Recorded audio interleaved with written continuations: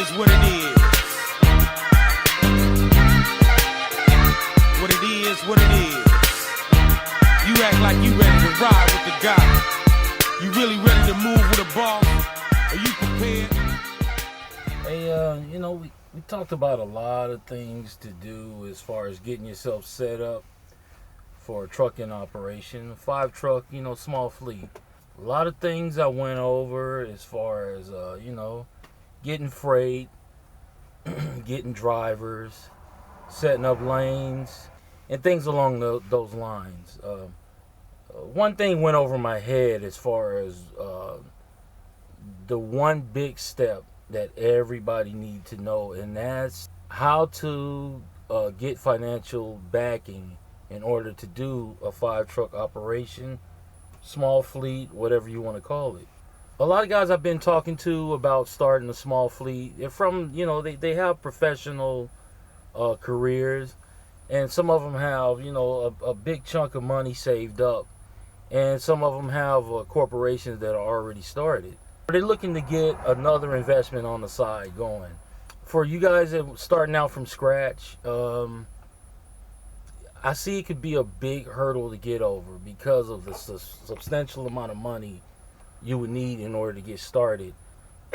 And with that being said, a lot of the guys that I've talked with, they asked me what would be a good amount of money in order to get a small fleet started. I mean, to get a really good start where you can start getting some kind of return on the money you put into it. And my number that I always tell them is between 50 to 100,000. A lot of times, a lot of the people coming in asking, they don't even make 50 to 60,000 in a year. So what I'm gonna do, I'm gonna dedicate a lot of time into showing everybody how to go about accumulating money and getting credit together, and also attracting investors to come in and to put money into your operation, so you can start making the kind of money that you would need to make in order to keep the operation going.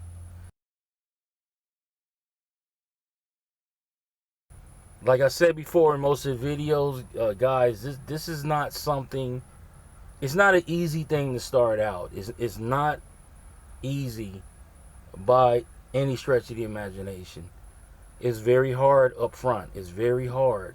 But once you put all the elements in place and get everything working the way it should be, you should start seeing a return on your money in no time.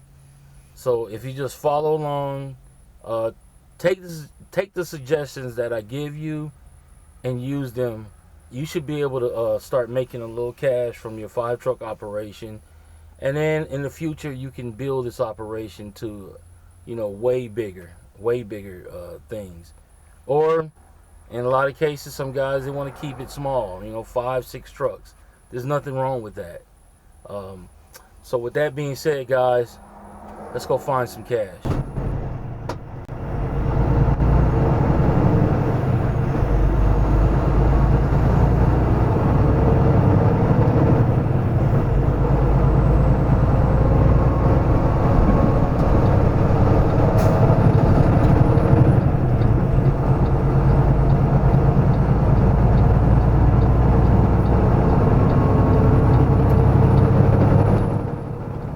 There are many ways to finance a small fleet. You can use cash, you can use credit, lines of credit, you can use an investor to back you up. You can even have somebody co-sign a loan for you, or just get the loan yourself. Over the years, I've used 3 of the methods I just mentioned. The first one was I had someone co-sign a loan for me, and I also used another way. I saved up my own cash and bought a couple of trucks that way. And then another one was I had a friend kind of believed in my mission to owning a trucking company, and he put up the cash for me. Of course, in the end, I lost everything when the big fuel increase came, and I think it was about 2001. I had a big jump in fuel prices, and that put most of the guys out of business who had small fleets. Couldn't sustain themselves through that. But in the meantime, the guy who helped me invest, I paid him back kind of low for a few years, and licked my wounds, and kind of just waited around until the next big opportunity in trucking came up.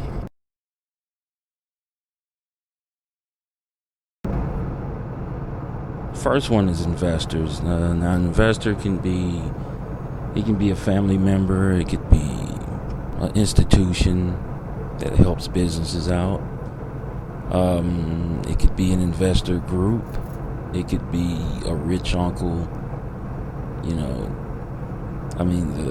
The sources of investment money can go on and on. The first thing you want to do is, you got to tell a very convincing story of how you're going to make money and pay this person back. And usually, when they invest in your idea, they're looking for, I'm gonna say, minimum 30% return in a year. Inside of a year. So if they give you $100,000, they expect you to pay them back $130,000. Sometimes it's less. If it's a family member, they'll maybe want a little bit less. And sometimes some investors you got to watch them guys. They can be pretty aggressive and demanding as far as when they want their money back, and they can sometimes push up the due date to kind of put a little pressure on you, to perform above what they gave you, sometimes just to make sure they get their money back. So a lot of times, if you deal with an investor, you want to make sure that you get a contract together to kind of stipulate where you want him in on the business, or if you want to keep him as a silent partner altogether.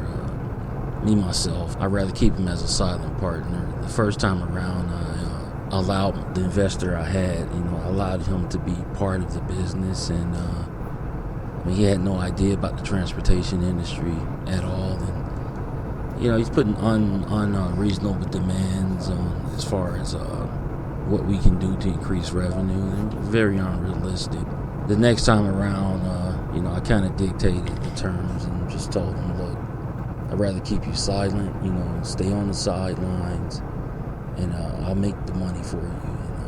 And good thing, I'm a very diligent worker, very persistent, and very aggressive as far as when it comes to work. So he got his money back plus a little bit more. So guys, you want to make sure that with the investors, you want to go over the terms of as far as what you want, or how much participation you want them in the process, and make sure make sure you check these guys out. Make sure they're not crooked, unreasonable. I've heard of a lot of guys getting in a lot of trouble with investors, so just make sure you do your homework on these guys.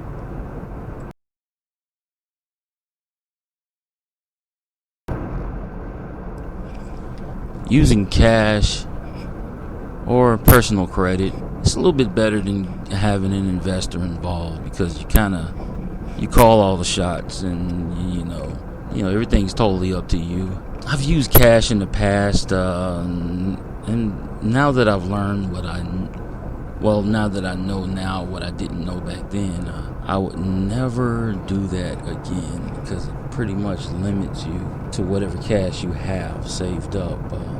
And what I mean by that is, if you save $40,000 or $50,000 up, once you spend that money, that money is gone. There's no record of you ever even having that money. The only thing you'll have is receipts.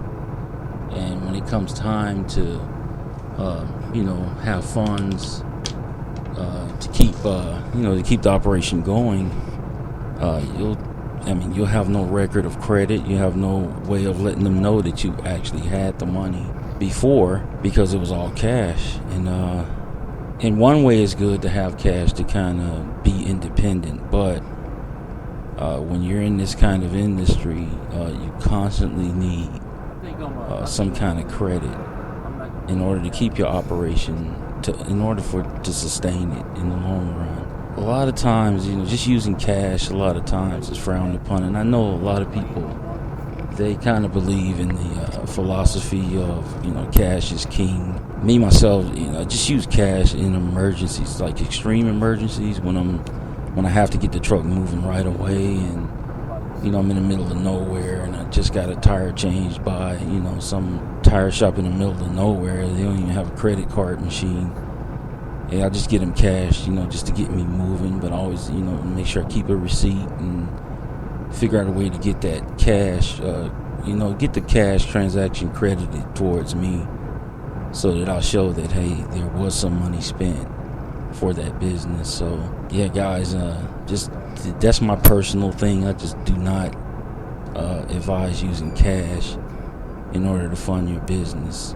You can if you want to, but remember, this is the day and age of credit, and people if they don't see any uses of credit at all, then yeah, they tend to shy away from even extending you credit until you can show that that you're trustworthy enough. And I know that's kind of like a dig at guys that use cash, but yes, they want to see that you're trustworthy enough to handle credit over a long period of time. Which brings us also to using your personal credit. In the past, I've used my personal credit also, and there are some positives and also a lot of negatives also to it. The positives meaning that you can use your personal credit in order to build credit, but it'll only be in your personal name. It will not, you can add a business name to it, but being that you have personal credit involved, now you have your business funds and your personal funds linked together. I mean, if you get into a lawsuit or anything like that, or say your marriage goes sour, or even say a partner you have in a business, they want to go, and liquidate everything and take it off and run to Fiji or Tahiti somewhere. They can wipe you completely out. All these circumstances can get you wiped out completely. So it's cool to use personal credit because things move a lot easier and faster, but you have limits to how much personal credit you'll be able to use. You don't want that happening, especially when you have a small fleet and those bills are approaching 250,000 over a year's time, and you only have enough credit to cover 60, 70 or 80,000. It's just not going to cut it. You guys want to kind of think hard about using cash or using your personal credit. Now, if you got a one truck operation or something like that, I can see probably getting away with it that way. But when you got multiple trucks involved, like 5 trucks, you really, really, really want to contemplate using some other form of credit, like business credit. Business credit pretty much gives you, once you set it up right, it'll give you you can build it to where it's almost unlimited, an unlimited amount of credit involved.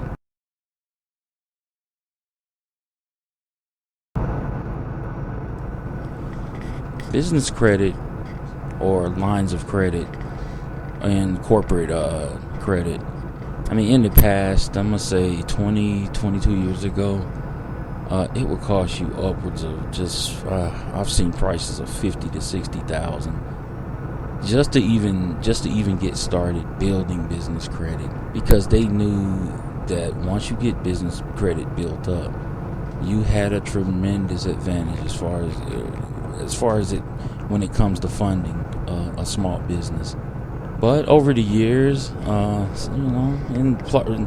even with the advent of the internet, now the cat's pretty much out the bag, and now everybody knows about business credit.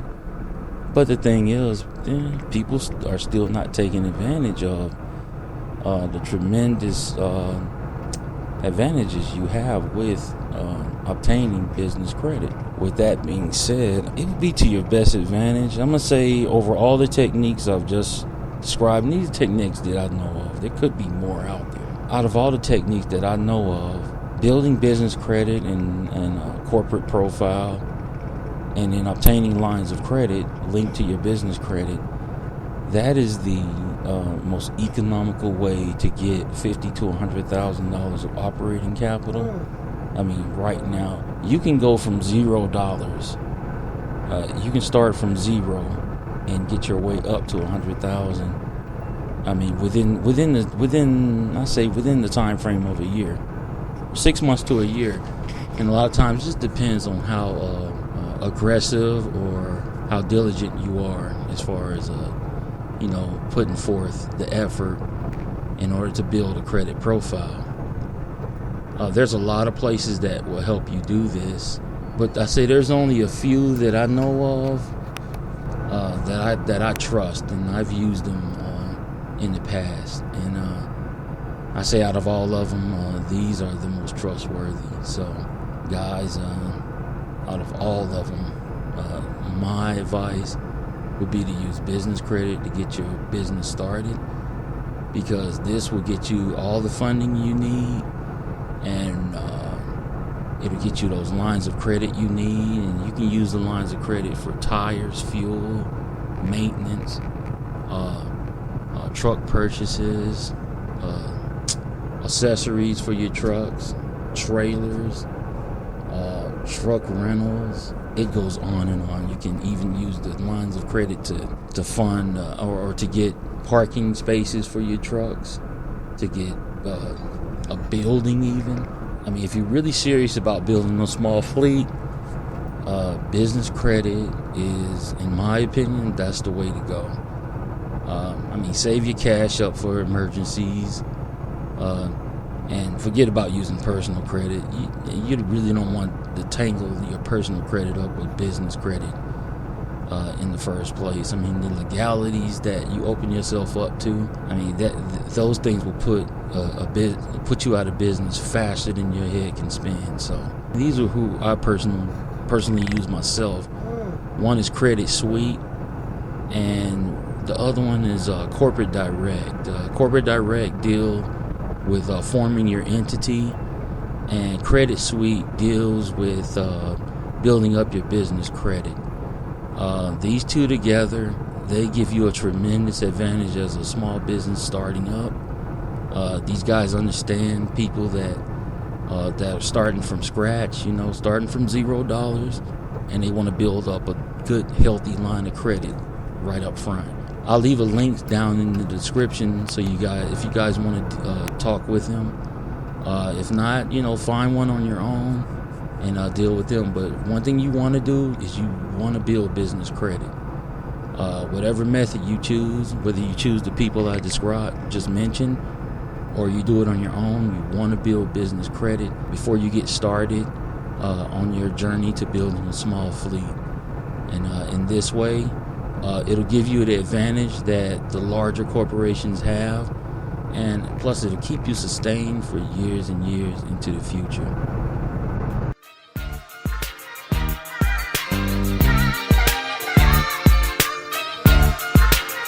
I need to know where you be by.